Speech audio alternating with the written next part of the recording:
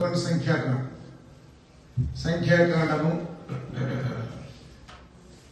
13వ అధ్యాయం.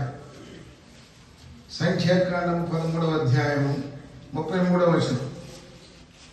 మరియు వారు తాము సంచరించి చూచిన దేశంలో వచ్చి ఇశ్రాయేలీయులతో చెడ్డ సమాచారము చెప్పి, మేము సంచరించి చూసిన దేశము తన నివాసులను భక్షించు దేశము, దానిలో మాకు కనబడిన జనులందరూ ఉన్నత దేవులు, అక్కడ నెఫీలీయుల సంబంధులైన అనాకు వంశపు నెఫీలీయులను చూసినవి, మా దృష్టికి మేము మెడతల వలె ఉంటేమి, వారి దృష్టికి అట్లే ఉంటేమి. మేము ఎలాగా జయించగలం? వాళ్ళు ఉన్నతమైనటువంటి దేహులు.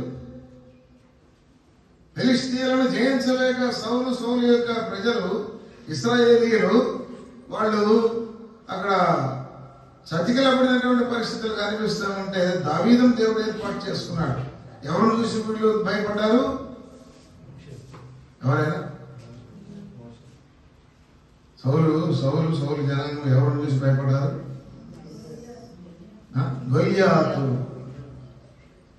ఉన్నత దేహి, దేవుడు, పెద్ద భయంకరమైనటువంటి దేహం కలిగిన వాడు.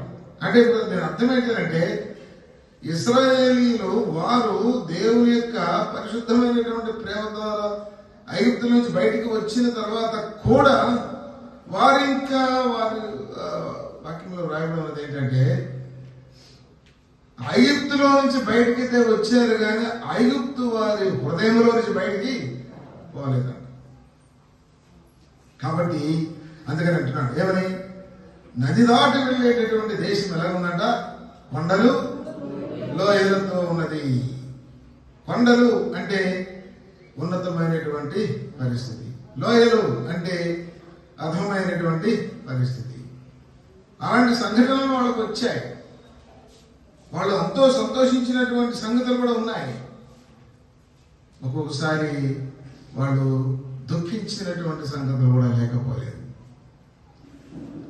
జీవితయాత్ర ఎంతో కఠినము, జీవితయాత్ర ఎంతో కఠినము, ఘోరాంధకార తుఫానులున్నవి, ఘోరాంధకార తుఫానులున్నవి, అభ్యంతరములు